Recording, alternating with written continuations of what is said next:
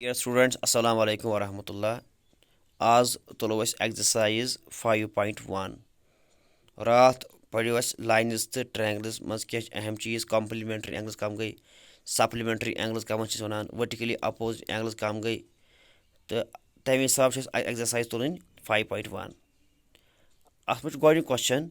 Find the complement of each of the following angles ये क्या angle इन complement angle वन क्या बन कॉम्प्लीमेंट एंगल वो मे रात complement pair of angle angle तम एंगल यह सम आ 90 डिग्री तिम वन कॉम्प्लीमेंट्री एंगल्स एंगल यह सम आ 90 डिग्री तिम वन कॉम्प्लीमेंट्री एंगल्स शाबाश वो गोड क्वेश्चन तुम आज ये मे तुम डायग्राम अत एंगल बन 20 डिग्री इस एंगल 20 डिग्री तुम वो अत क्या बन कॉम्प्लीमेंट अत क्या बन कॉम्प्लीमेंट यानी अत क्या त्रो सह बन 90 20 क्या त्रो सह बन 90 गो अगर गो 20 त्रो सह 70 20 तो 70 को गो 20 तो 70 गो बराबर 20 + 70 गो बराबर 90 गो तमें गो 20 कॉम्प्लीमेंट्री एंगल 70 तो कड़ो वन तुम पाई एंगल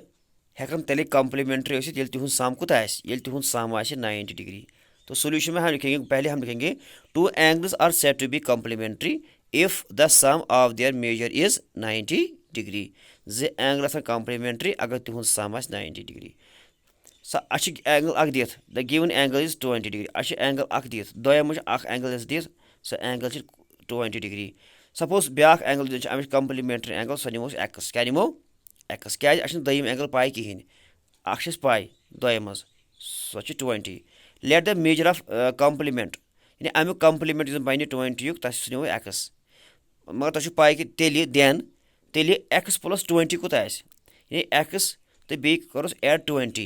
यानी एंगल यह सम कूत इज इक्वल टू 90 डिग्री ठीक तिकाज एंगल कॉम्प्लीमेंट्री एंगल गई तम एंगल यह सम आ 90 एक्स पाई प्लस करोस 20 ये एड करो सह बराबर 90 तो तम दिस सिंपलाइज एक्स बराबर 20 तरो योर ये 20 तरो ये साइडस यह बन -20 गो 90 - 20 this सिंपलाइज x is equal to 90 करो -20 तथ रोज 70 गो इसलिए the complement of the given angle is measures 70 degree तो इसलिए अमुक कॉम्प्लीमेंट्री एंगल तमिक मेजर 70 डिग्री ठीक है वारिया इजी अम पे ब्या क्वेश्चन एंगल और दिथ 63 डिग्री 63 डिग्री एंगल तुम वो अमुक कॉम्प्लीमेंट क्या बन यानी 63 क्या त्रो सत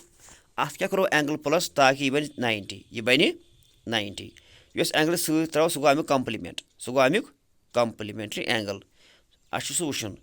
तो अमे आए two angles are said to be complementary if the sum of their measure is 90 angle तेल कॉम्प्लीमेंट्री ये तिहद सम आ 90 डिग्री पाई तो गिवन एंगल दिथ कूता the given angle is 63 degree suppose अमुक कॉम्प्लीमेंट्री एंगल कूता एक्स डिग्री एक्स हमें निकालना है तो इसका हम लेंगे कॉम्प्लीमेंट अमुक निमो एक्स डिग्री तेल वनो ना तेल कत मे तेल कत एक्स + 63 कूता बराबर तेल एक्स + 63 डिग्री बराबर 90 डिग्री क्या एंगल यह सम क्या एक्स + 63 बराबर 90 डिग्री क्या कॉम्प्लीमेंट्री एंगल तमें वालों गो एक्स बराबर this simple x is equal to 63 त्रो योर यह माइनस 9 वालों 63 अत कूत बचे 27 इसलिए वनो हैंस complement of the given angle 63 degree अमिक कॉम्प्लीमेंट द्राव 27 डिग्री सही गो 63 + 27 बराबर 90 डिग्री अम पत ब्या पार्ट कर पाने अमुक ब्या पार्ट कर पाने तुम बड़ easy question number 2 find the supplement of each of the following angle दपान तुम क्या एंगल तक सप्लीमेंट ओतम कॉम्प्लीमेंट एंगल गई यह सम आ 90 ब्या गई सप्लीमेंट्री एंगल रात पोर तम एंगल यह सम आ 160 तम वन सप्लीमेंट्री एंगल्स सपोज तुम क्वेश्चन तुम एंगल अख दिख 105 डिग्री तुम वो अत क्या बन सप्लीमेंट्री एंगल यानी अत कस एंगल त्रो सत ताकि यह बन 160 105 क्या त्रो सत यह बन 160 तो सोल्यूशन में करो गोड पाई कि two angles are said to be supplementary if the sum of their measures is 180 पाई दोयम कत गिवन एंगल क्या गिवन एंगल अत दित कूता 105 ठीक सपोज अमुक कंप्लीमेंट निमो x let the measure of the its complement is sorry supplement is be x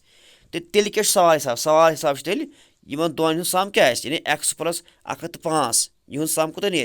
सह ने बराबर 170 क्या पान सप्लीमेंट्री एंगल्स तो इसलिए वनो this implies x plus 105 is equal to 180 degree तो एक्स बराबर 105 तरो योर यानी फ्रॉम LHS टू RHS अत गि माइनस 170 वालो 105 तत रोज 75 तो इसलिए वनो एक्स द्राव 75 यानी तम मतलब गो सप्लीमेंट्री एंगल बनान 105 अमुक सप्लीमेंट 75 डिग्री बहुत आसान है। इसके बाद दूसरा क्वेश्चन है 87 का आपको बताना है सप्लीमेंट क्या आएगा क्या एंगल त्रो सू ताकि बन 170 two angles are said to be supplement if the sum of the measure 170 the given angle is 87 degree let the it supplement is x degree then इसलिए वनो x प्लस 87 बराबर 170 तम मतलब गो x बराबर 170 पे 87 तरो योर अत गि माइनस 170 करो माइनस 87 सह ने 93 तो इसलिए वनो सप्लीमेंट अमे एंगल सप्लीमेंट सह 93 डिग्री तब गो 93 तो 87 प्लस करो सह ने बराबर 170 ब्या क्वेश्चन तम पे 154 करो पाने तुम यह क्वेश्चन बिल्कुल ईजी अत हथ क्या मैच कर तुम 154 वो अमिक सप्लीमेंट क्या यानी अत क्या त्रो सही एंगल ताकि बन 160 तो यहाँ पर हमें दिखाया है ये बिल्कुल इसी तरह है जिस तरह हमने वो किए हैं। तो अम पे question number third identify which are the following pairs of angles are complementary and which are supplementary तुम वन सा कम एंगल सप्लीमेंट्री कम कंप्लीमेंट्री गोडनिक सवाल 65 तो 115 अम दोन ऐड करो अगर ऐड कर आव 9 तेल कंप्लीमेंट्री अगर इहुंद ऐड आव 180 तेल सप्लीमेंट्री ठीक वी हैव टू तो सोल्यूशन में हम लिखेंगे we have to find the sum of given angle हमें इनका सम निकालना है टू आइडेंटिफाई ये निकालने के लिए देखने के लिए कि ये एंगल्स कंप्लीमेंट्री है या सप्लीमेंट्री है देन इसलिए वनो 65 प्लस करो 115 सह गो इक्वल टू ऐड करो 160 तिक सम आव 160 लिहाजा दोनों एंगल पान वन supplementary these angles are supplementary angles अम पे ब्या पार्ट 63 तो 57 डिग्री इन करो ऐड वो ऐड गो करो add in order to find identify given angles whether the angles are complementary or supplementary then तो हमें फिर क्या करना है 63 प्लस करो 27 सह गो बराबर दोन ऐड करो 63 प्लस 57 यह बराबर नेरान 90 डिग्री लिहाजा वनो if the sum of two angles measures 90 अगर सम 90 तम मतलब गो the given angles are said to be complementary लिहाजा एंगल 63 तो 57 डिग्री पान वन कंप्लीमेंट्री इथे कन गुबर अम पे ब्या त्रेम पार्ट 112 डिग्री तो 68 डिग्री इन दोन करो ऐड ये बाकी कर ऐड करान यह 160 ठीक गो तम मतलब गो पान वन सप्लीमेंट्री एंगल्स अम पे ब्या नेक्स्ट पार्ट 130 50 ये दोन ऐड करो सह बराबर 160 लिहाजा पान वन एंगल सप्लीमेंट्री एंगल्स अम पे question number 4 find the angle which is said to be which is equal to complement दपान तुम एंगल कड़न एंगल जो कड़ने जन कंप्लीमेंट पान वन यानी पान कंप्लीमेंट वन एंगल क्या कंप्लीमेंट गो यह सम 90 डिग्री तो हमें एंगल्स निकालने हैं अच्छे एंगल कड़ने जन ऐड करो इन दोन एंगलन तथ बराबर सो तिहुद सम 90 डिग्री सपोज मगर तम एंगल हिशे यह एंगल तूत ब्या एंगल तिहुद सम पे 90 degree let suppose the measure of the required angle x suppose x अमिक मेजरमेंट यानी दोय मन एंगल कूत एक्स ब्या एक्स ये जमा करो सह कूत 90 डिग्री कंप्लीमेंट्री सपोज एंगल कूत बराबर एक्स अच्छे पाई कि sum of measures of complementary angles कोता है। ये दोनों कॉम्प्लीमेंट्री एंगल्स सम करो, हम जानते हैं कि उनका सम निकलता है 90 डिग्री। अगर एक्स निमो गो ब्याक एंगल क्या एक्स, ये जमा करो एक्स एक्स सह क्या 90 डिग्री गो then x plus x is equal to 90 degree गो एंगल एक्स एक्स यहुंद एड यहुंद मेजर नीरान 90 डिग्री तिकाज कॉम्प्लीमेंट्री गो एक्स प्लस एक्स गो 2x is equal to 90 degree तो x this सिंपलाइज x is equal to 2 तर योर अत गि डिवाइड 90 डिवाइड बाई 2 ये 90 डिवाइड 2 करो ये 45 गो इसलिए द्राव एक्स बराबर 45 हेंस रिक्वायर्ड एंगल सह कूत 45 गो अगर एक्स दिमो 45 तो 45 गो बराबर 90 डिग्री इसलिए वनो यम जन एंगल यहुंद मेजरमेंट 45 डिग्री। अम पत क्वेश्चन नंबर 5 दपान तुम करो सा एंगल यहुंद सम बराबर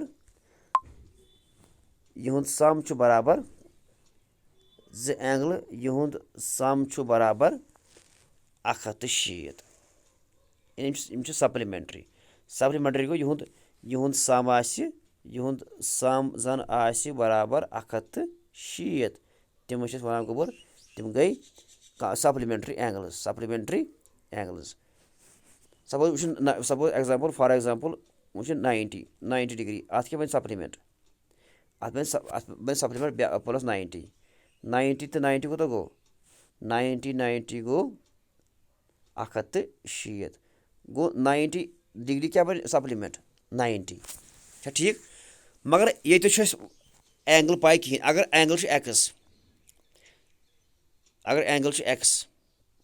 यम जी एंगल मगर यहुंद मेजरमेंट हिवै अगर एक्स ब्या x suppose let us suppose measure of the required angle be x suppose angle अमुक मेजरमेंट कूता एक्स ठीक अम पत वी नो डेट अ पाई कि sum of measures of supplementary angle sum बराबर कूता सप्लीमेंट्री एंगल सम बराबर 160 तमें मतलब गो ना तेल एक्स प्लस तमें मतलब गो एक्स बराबर 160 गो क्या एक्स तो एक्स एंगल हे सम करो यहुंद एड करो यह बराबर 160 गो तमें गो एक्स दिस सिंपलाइज तो यहाँ पर this simplifies 2x is equal to 160 गो दिस सिंपलाइज एक्स बराबर 160 divide by 2 this implies x बराबर 90 डिग्री गो इसलिए वनो रिक्वायर्ड एंगल तमिक मेजरमेंट कूता तमिक मेजरमेंट 90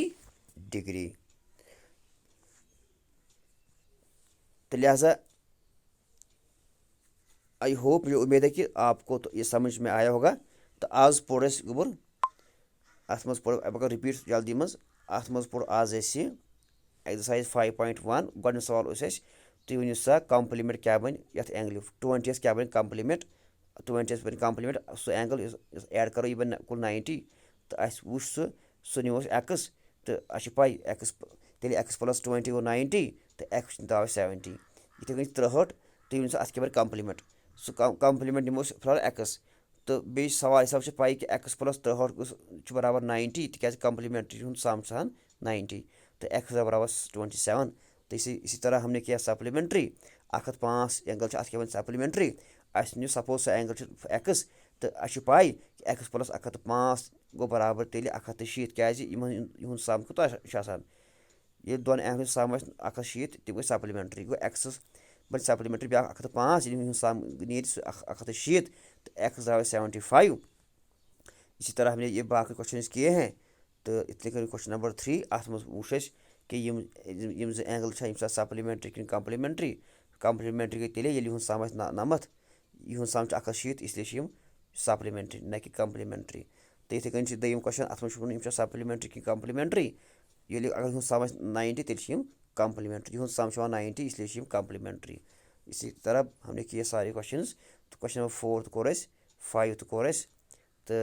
लिहाजा आज यूत काफ़ी तो पगह तुल इंशाल्लाह अम पत बाकी क्वेश्चन खुदा हाफिज़। یِم کٲم تُلو سۭتۍ سۭتۍ یِم کوسچن تارو سۭتۍ سۭتۍ کاپی پٮ۪ٹھ تہٕ کاپی کَرو مینٹین سۭتۍ سۭتۍ خُدا حافِظ